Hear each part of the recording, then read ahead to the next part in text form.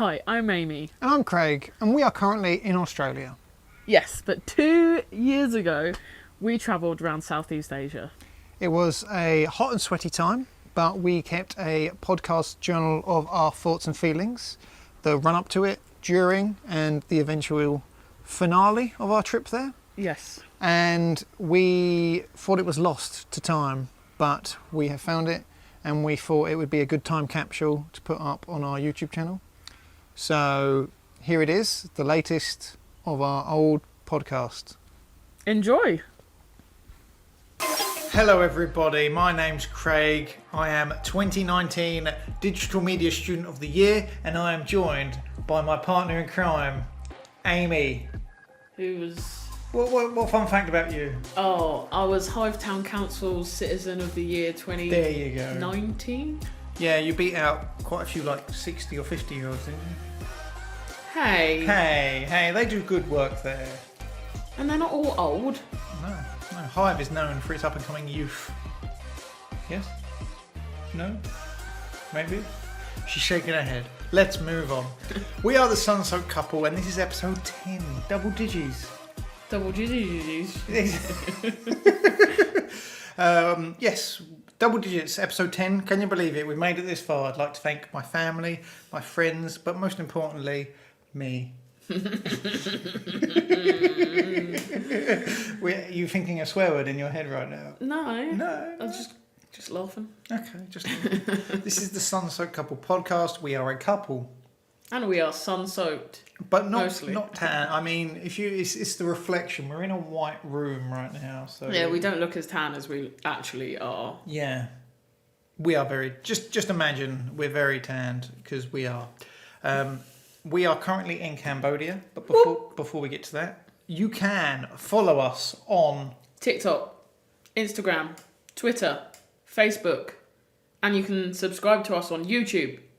You could also go to our website, which is sunsoakedcouple.com, and email us at sunsoakedcouple@gmail.com. We didn't just slice that in. That is how you genuinely said Instagram, TikTok. Yeah. So, as I said previously, we are currently in Siem Reap. Previously, we are currently in. As you said previously. Like a minute ago. As I said previously, we're currently... So, I remember last week, but before we recorded, you said, I don't want so many tangents.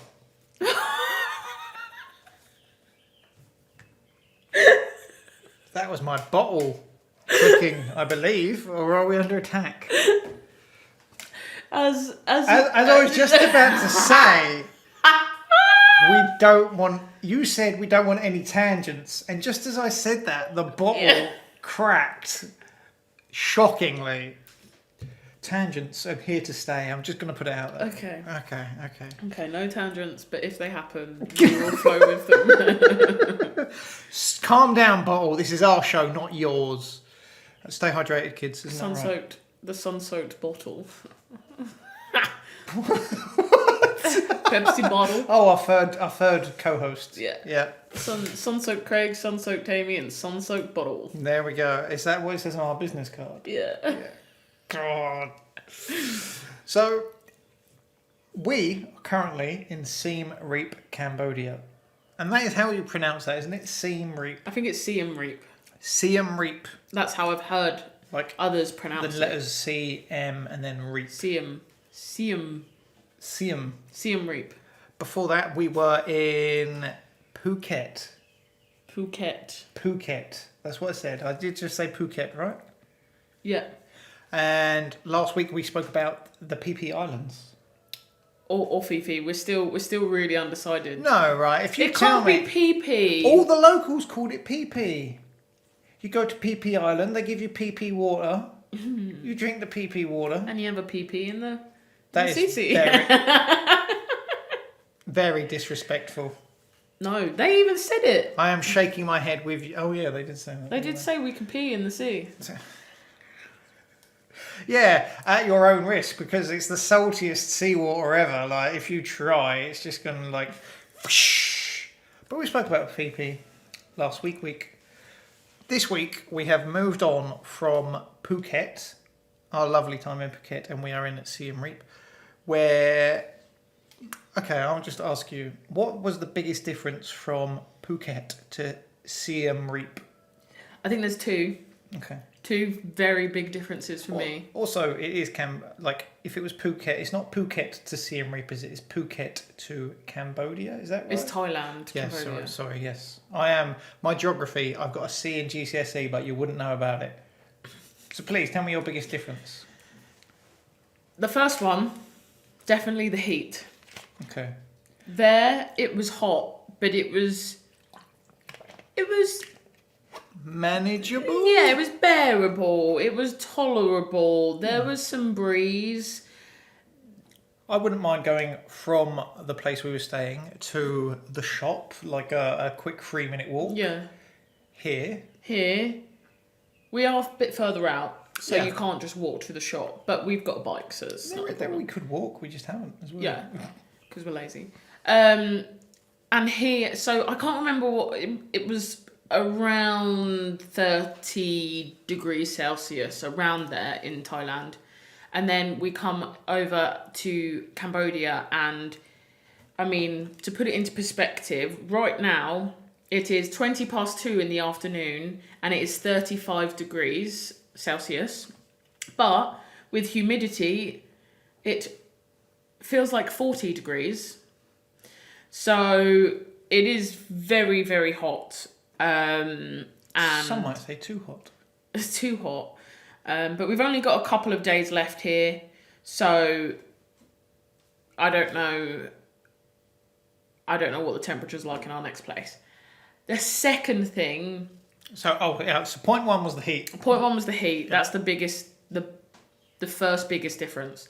The second difference is in Thailand. So when we were in Bali, things were relatively cheap. We moved to Thailand, things are a little bit more expensive. Not more expensive than the UK, but maybe on par or just slightly lower. But then we've come to Cambodia, and again, things have dropped right down. We had a 30-minute foot massage that kind of goes up to your knee, down to your toe, and that was $4. And another side note to add here is that Cambodia has two currencies. They have the US dollar, and they also have the reals. I think that's how it's pronounced. And there is a whole backstory as to why, but I can't remember. Can you remember? I believe years and years and years ago, the currency they were using was not stable. So they took on the US dollar to try and make some stability to their economy, and they are trying to slowly phase out the US dollar. Oh, are they? Which is very strange because everywhere we've been, everyone has said everything in dollars. How much is that? $8. How much is that? $14. So, It's probably because they get loads of American tourists. yeah, maybe. So, yeah, it is very, very cheap here, and it's good for our bank balances, that's for sure. But the thing that also, so just in general, when going to another country and trying to figure out the currency compared to your own, if you've lived in the United Kingdom all your life, you're just going to compare everything to pounds. Yeah. But then you come here and then they go, okay, dollars. Well, I know how much a dollar is to a pound. But then they give you change in dollars and reals. Yeah. And my mind's like, sure, yep, this is right. Yeah. Yeah, that So makes they sense. use both currencies together. So if you were to pay for something with a $50 note and they only had enough change in dollars for like, I don't know, 10, and then the rest would all be in reals, and they have to like work it out, which is why sometimes to get our change back, it takes a while because they have to work out the exchange rate or whatever. But yeah, those are the two biggest things I've noticed moving from Thailand to Cambodia. But I think maybe not the heat, but the cost of everything here is obviously a huge bonus. But then the heat doesn't really make you want to do an awful lot. And we don't have a pool where we are. Our Airbnb is lovely. But we're in Siem Reap, which means we're not by the coast. so we don't get a little coastal breeze. We haven't got the sea to dip in. We don't have a pool here, because we decided against it as we're here for 10 days, and then Should we have some backstory about the pool stuff? the pool stuff. Yeah. Dear listener, you may remember a few episodes ago when we landed in Phuket, our Airbnb cancelled on us. And we were like, oh, what do we do? Where do we go? The search criteria I was given to look for somewhere was as long as it's cost effective and has a pool, I am okay with that. I like my water. She likes her water. She doesn't like drinking the water though. No, I struggle with that. But I like having an option at the end of a hot day. You're sweaty. Obviously, you're going to have a shower. But why not have a dip in the pool first? You know, get that initial, like, heat stroke feeling that you might have. And just wash it away. Heat stroke feeling. No, because you won't have heat stroke, but like you will feel very, very hot, and your skin will be very hot, and you'll be covered in sweat. Unless maybe I'm just an abnormally sweaty person. So now that we have moved on from Phuket, we can say that the pool we had, like the hotel was on a main road, and the pool was basically just, here's the pool, and there's a concrete wall dividing the pool and the main road, pretty much. And it was noisy, but you can zone it out if you want. Okay. And at night, when you go in the evening, obviously the traffic is quieter, so you know you just got to see the positives and things, you know. So a pool is always a big deal for you. I think so. I like having that option. It makes it feel a bit more less like you're at home, I suppose, isn't it? I think every place we've had, apart from here, has had a pool, right? That sounds apart from Bangkok. Thailand. Bangkok. Yes, sorry, yeah. In Bangkok, we were only there for a few nights, so it didn't matter. But yeah, nearly every place that we've had has had a pool. This place doesn't, next place does, but we'll come on to that another time. Continue? Yes. So the heat is, I used to struggle with hot places anyway. Just going from the UK to Greece, I thought was a issue. Here, I am going to sleep and it's still like 25 to 30 outside, and my brain is just like, this is so hot. The major excursion we have been on also affected my enjoyment of it. But I think also that was a particularly hot day. It was, yeah. So I've tried saying this to you as well, haven't I? That your sleeping schedule doesn't line up with going out properly, because it is usually the hottest part of the day. Yeah. Do you have any? I struggled to get to sleep. So in turn, you struggle to get up. Yeah, I struggled to get to sleep. Therefore, I end up getting to sleep quite late. And then, obviously, once I am asleep, I want to stay asleep. And so getting up in the morning is quite difficult for me. I do struggle. I've always struggled with my sleep, apart from... Oh, when we moved out, when we've got our first place together, things started to sort itself out. But I've always like when I was younger, I used to struggle with insomnia. I used to get up in the middle of the night and like move all the furniture in my room around, and then my mum would come down and be like, "Mum, look what I did last night." And I'd spent like several hours at like 2, 3, 4 a.m.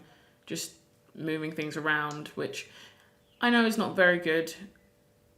But now I think part of the reason is because I am just hot. Even with the aircon on, like it's just uncomfortable. You get it, like you can kind of understand. Have we come back from the segue? Did I segue? You did. Yeah. Yeah.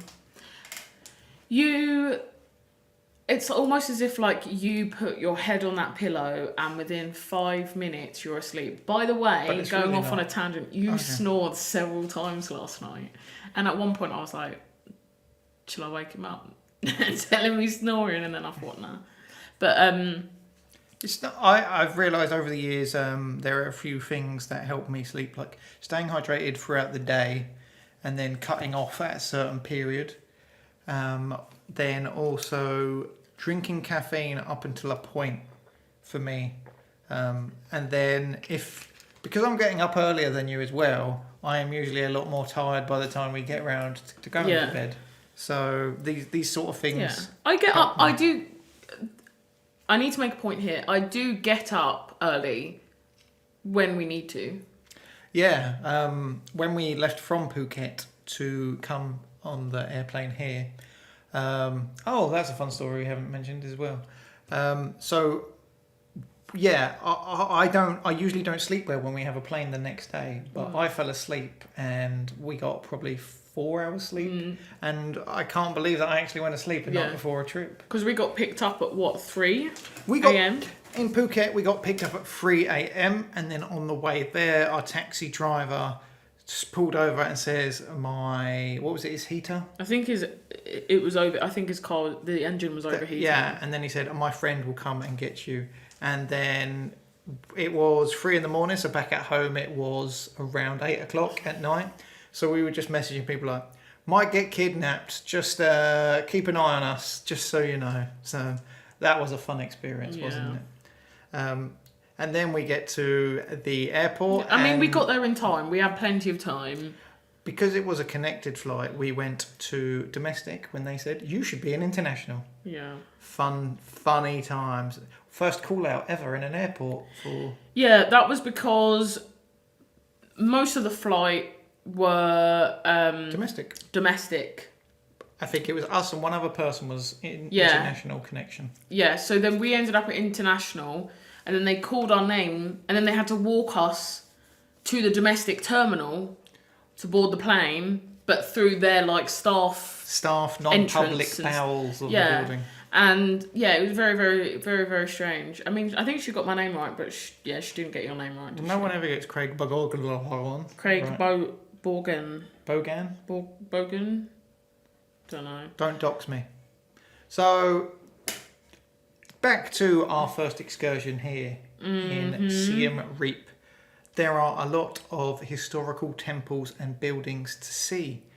We left probably 11, 12-ish, I think. No, we got there early. Did we get there early? Yeah. We got there early and it was already baking. Yeah. Hot. We must have got there. I think we got there sometime between 9 and 10. Yes, and it's called Angkor Wat Temple. That's the most famous, the biggest, most famous temple in Cambodia. Free to Cambodian natives. If you are a tourist, then you have to cough up some dollar. I think it was $37 per person. Yeah, something like that. But can I just say, with that price, you get all the temples in that area, not just Angkor Wat.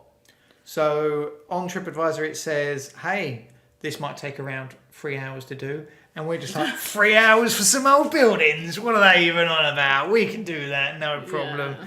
We're going to half that. How did it go? Well, it took us a long time to even walk from where we parked the car to Angkor Wat in the first place. There's a long stretch of road. You go over the road. Then there is a bridge. You have to walk over the bridge. Then you have to go through an old part of the building. Like an entrance. Yeah. Part. It's still temple-like and quite old. And then you have to walk over this field. Over the field to get to the temple. And then obviously the temple's quite huge, so you have to walk all the way over the temple.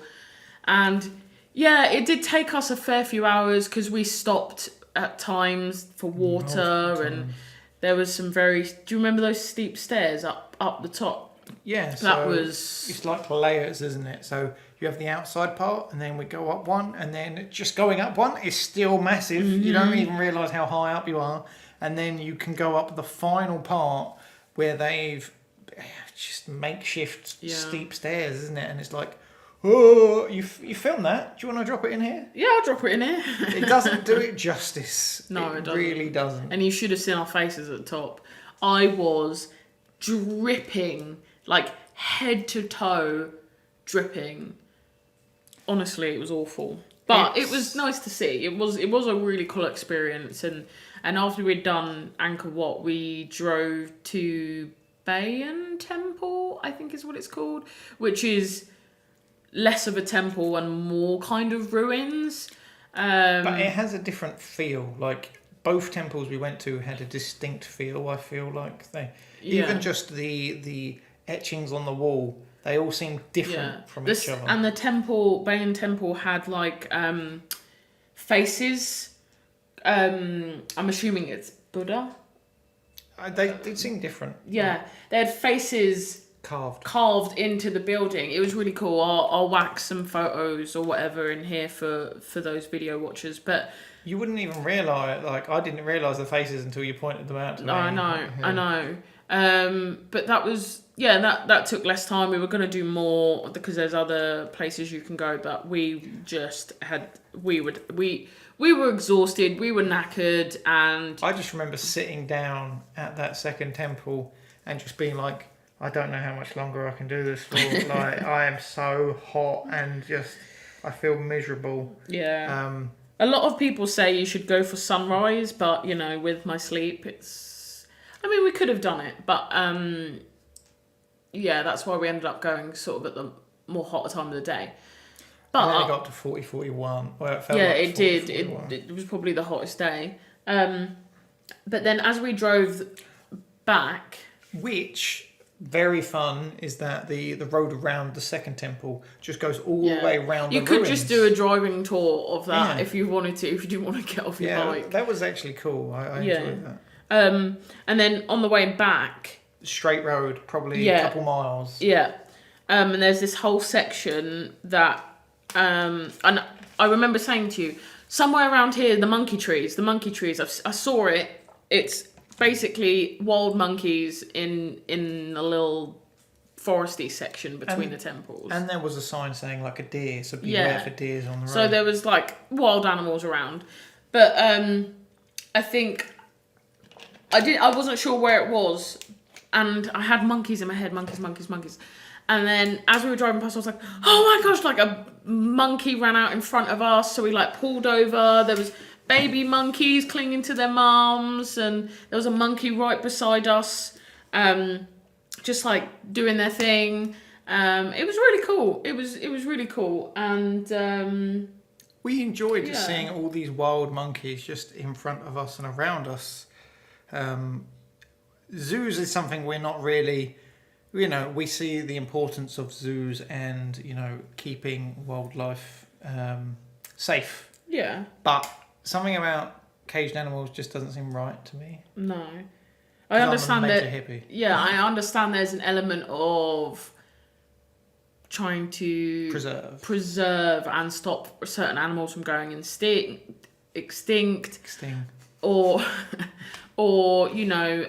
animals that are ill or injured that need a bit more care. I completely get why zoos exist, and obviously they need people to come and pay money to see the animals so that they can keep the care and the cost of the medication and the staff to look after and stuff like that. So I kind of get it, but there's just something about being in the wild and just watching these monkeys do their thing. It was so cool. And to be able to get up as close as we wanted, if we wanted to. Yeah, they weren't cheeky monkeys or anything. They didn't come over to us. We left them, they left us.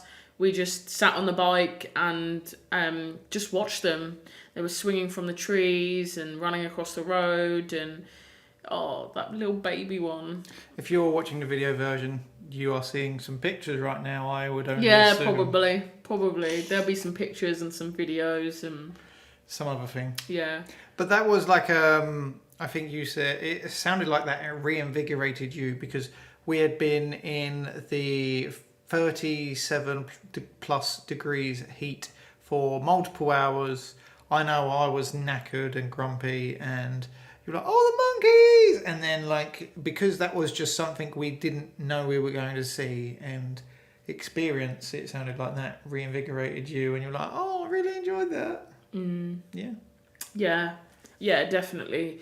I think I love animals, all kinds of animals. So for me to have like been able to see that, it was a much better experience than when we drove to the Big Buddha in Phuket and saw those restraint elephants, which, you know, tore me into, I don't know. Tore you in two? Tore me in Oh my two. God, what did the elephant do to you? No, because I was like, oh my God, elephants, and then I was like, oh, like they all had their feet tied together, and the bigger elephants had the seats on their backs, and they were clearly doing tours, Tourist and I was stuff, just shouting. Yeah, that was fun. So I'm driving the motorbike and I'm trying to focus on the road, and you're like, oh, there's elephants there. Oh no, what are they doing to the elephants? And then you just shout, this is cruel, and stuff like that. Why are you supporting them? You should be ashamed. Because obviously, I get it. People are trying to make a living, and you know it's a it's a touristy thing, isn't it? People like having photos with elephants and stuff. It's a poor country. I don't really want to say those words, but they're trying to make money to feed their family. So I understand they got to do what they got to do. But do they have to abuse animals in the process? Cultural differences as well. I know. But they're supposed to Thailand, like Buddhism. It's all about elephants. Mm-hmm. But I think elephants were used as like a donkey sort of standing. like in their religion, and so they're not exactly a protected species. No, but at the same time, you'd think that I don't know. It's hard to tell as well what animals are being treated well and what aren't, especially when you go through this one road to the Big Buddha in Thailand, and it's probably a good few miles, and then you just see a whole different approach to how people like look after the animals and have them made sure they are not captivated, but I don't want to say jailed either. They weren't restrained. They weren't caged. But they were definitely tamed. They were in like a pen. Mm-hmm. But they had their feet roped together, mm-hmm. so they couldn't exactly move very far, which was pretty sad. But bringing it back to the monkeys. Monkeys are good. Monkeys, yeah, free roaming animals. We're here for it. Free roaming animals. Yeah. You love animals. I love animals. So when you see something that does not support your love of animals, you shout it from the back of a moped. Hey. So yes, Siem Reap is very, very hot. Mm-hmm. In the evening, it is still very, very hot. We live close by to a place called Pub Street. Whoa! Lads. The sign I remember most from Pub Street is 50 cents for a beer. Yeah. That's pretty cheap. That's pretty cheap. The alcohol here is very, very cheap. Yeah, I had a cocktail for $3.50. How was the cocktail? The Sex on the Beach one was good. Yeah? The Blue Hawaiian. It was too much like a pina colada for me, and I don't really like them. Why don't you like pina coladas? Coconut.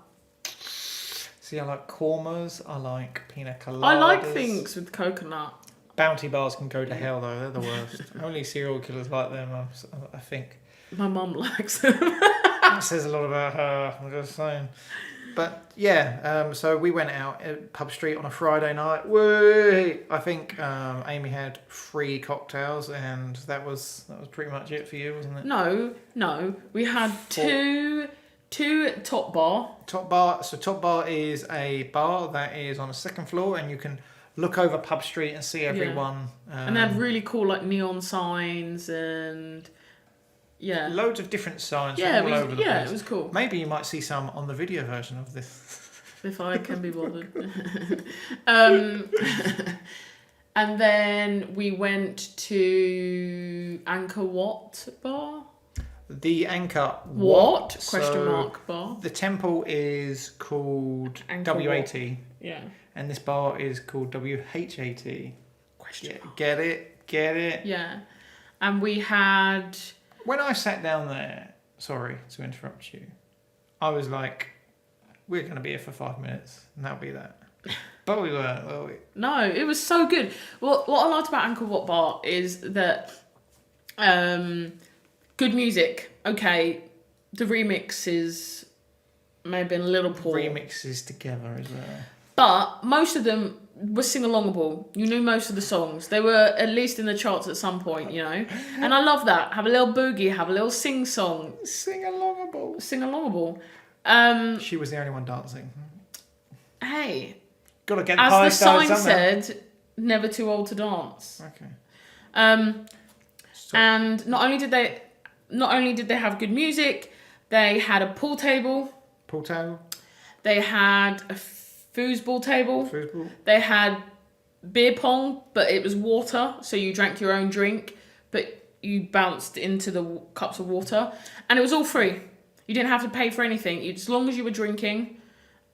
They also had arm wrestling that we did not. Oh yeah, we did not do the arm wrestling. Because you would have lost. Yeah, because I have no upper body strength. So we've never played pool before that I can remember, apart from. We must have. I don't think we did, but it was very close match. But it was not a very close match. I was down to one ball. You had 4 balls left, and then I potted the black and won. Very close match, and he still had the 4 balls on the table. Then when we did foosball, I won despite the cheating that was going on. I wasn't cheating. You don't spin. That is how I've learnt to play it. Well, unlearn it because you still didn't win with that technique. She just goes, and then I'm just there like do do do do. And then, I can't. I don't think I can unlearn it. It's ingrained. God. Like an old gammon, you just can't change your ways. That came down to 9-9, and then I scored the last goal. And then that was the same for beer pong as well. I think we got down to 2 each, and then you won. And then I won. Yeah, you won that. Yeah. And our waiter was just like watching us the whole time, and then I was running low on drink, so I ordered another cocktail, and then didn't he just bring you another beer? I think so, yeah. I don't think you ordered one. No. I definitely didn't. He just bought you. He was like, well, he's playing beer pong and he's got no beer. So, yeah, that was a $1 beer as well. They were pretty good. Yeah. So, yeah. I feel like they were just nice, friendly staff. And because it was, like, empty as well, wasn't it? Like, there was hardly anyone in there. There was 2 or 3 parties in there, excluding us, like, around the whole time. And I asked the DJ to play Miley Cyrus Flowers, and he played a remixed version, but I can't remember what the other song was that he like merged it with. Can you? No, I can't remember. I was like, not everything needs to be remixed. There are things that are good on their own. We went to another party bar. Yeah, are you okay there, Grandma? Is it giving you PTSD? I had 4 cocktails at this point. I'm ready to dance. I'm not a big drinker, so my alcohol tolerance is not very good. I'm also and have always been a lightweight, and so 4 cocktails and I was already feeling a little something. And we went into this bar club thing that looked really popular. There was loads of people in there, and I was like, it's got to be good. And we could feel the bass from the bar that we were in across the road. And so we went in, we ordered a drink each. And you order at the door and then they say, yeah, go and dance, we'll find you. Yeah, and thank goodness they didn't find us because we left after like 2 minutes. I got there and I was dancing and then I was like, oh no, I've got a headache, my headache's coming. Oh, now I feel sick because of the headache. I really need to get out. It wasn't... Yeah, and it wasn't sing-alongable. There was no words. It was just noise. Sing-alongable, the word of 2023. Sing-alongable. So after we went to the Seizure nightclub, I think we just went, let's go to 7-Eleven, get some chocky, and then go home. Yeah. Yeah, we got a tuk-tuk home, and Haven't we got a tuk-tuk there? yeah, and basically we kind of live like a mile down a dirt track, and it's It is a very bumpy. Yeah, very, very bumpy. And so hilariously bumpy. when we do it on the bike, you can kind of swerve it better, but on a tuk-tuk, because of the amount of wheels and where it's placed, you're just like bouncing around in the back of a tuk-tuk. It was very, very funny. I don't think the tuk-tuk driver appreciated it, but you know, yeah, it was fun, and it cost us less than $1 to get there and back, or just over $1 in total. So yeah, it was a really good night. And if you're looking to have a night out, which I think that was our first night out, like proper night out, since we left for Bali back in January. Being in a relationship. Oh yeah, well that's what happens when you get together during lockdown, during COVID. But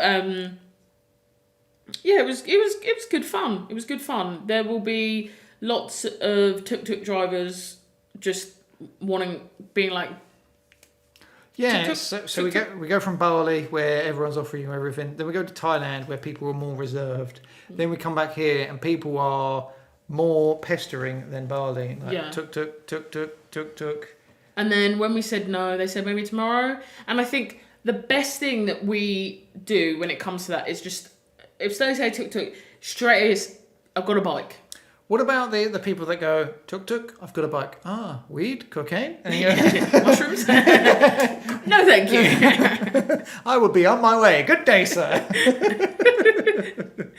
Oh, that's so funny. That is funny. Yeah. But yeah, recommended. You just have to politely say no, thank you. Yeah. Sometimes they pest you, and then you just no, thank you. Yeah. Or just say I have a bike, and they'll go, oh, okay. We bought a bracelet because every country we go to, we've been getting different bracelets, and we found this purple one, and we were like, yeah, we'll get that. How much? It's like $1 for the bracelet. And just straight away, before we've even got the money out, it's like, got shirts and like, anything else? I know that, again, you know, they're just trying to make a living and, you know, have some income for their families. But that doesn't mean we can't joke about all these social... No, but I wish they would just read the room. You know, if I was looking for a shirt, I'd be looking at your shirts.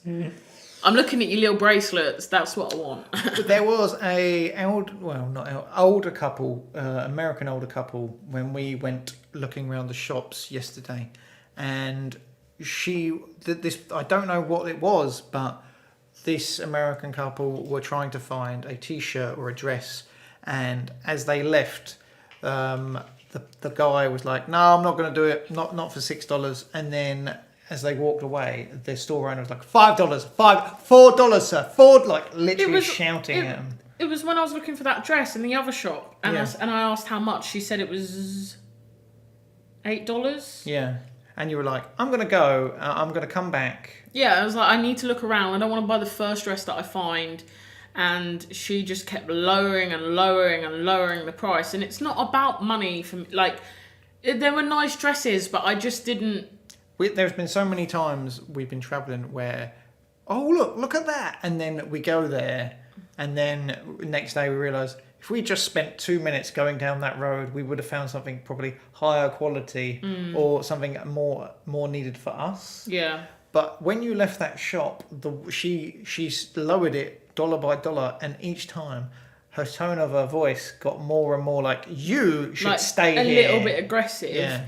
And then it was like, well, I don't really fancy coming back to your shop even if I did want one of those dresses. But luckily I found a dress more suitable elsewhere, so that's something. It's something. But aside from that, like, I enjoy Siem Reap. The major thing I am struggling with is the heat, for sure. Yeah. That is the number one thing. We found plenty of Mexican restaurants, so, you know, we get our Mexican fix wherever possible. But still don't have any plans to go to Mexico anytime soon. Maybe. Who knows? Okay. Anything else you want to say before we go? I don't think so. Okay. So on Wednesday, That has already gone. that has already gone once you've listened to this, but by the time we listen to this, we'll be in Vietnam, in Da Nang, and we are also there for 10 days. So we will give you an update on that and where we are and what we're doing. And I'm very excited because it's near the beach and it has a pool. So yes, we'll definitely keep you updated. But for now, you can find us on TikTok, Instagram, Twitter, Facebook. You can email us any questions or any advice on sunsoakedcouple@gmail.com, and we have a website where you can read all our wonderful articles and other shenanigans at sunsoakedcouple.com. See, people think that banner up there is for us to advertise, but really that's just to help us remember. I didn't even read it once. No, you didn't. No, but just find Sunsoaked Couple and you just search Sunsoaked Couple and you will find us. But yeah, I'm Aimee. I am Digital Media Student of the Year 20... You said in 2019. Oh, that was wrong. Oh, I wasn't a media student then. Cut that. Till next time. We are Sunsoaked Couple.